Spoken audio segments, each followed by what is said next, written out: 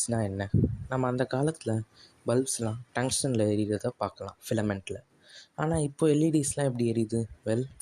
எல்இடிஸ்னால் light emitting diode. Light emitting டயோடுன்றது ஒரு செமிகண்டக்டரை ஹெவிலி டோப் பண்ணால் கிடைக்கக்கூடியது தான் லைட் எமிட்டிங் டயோடு.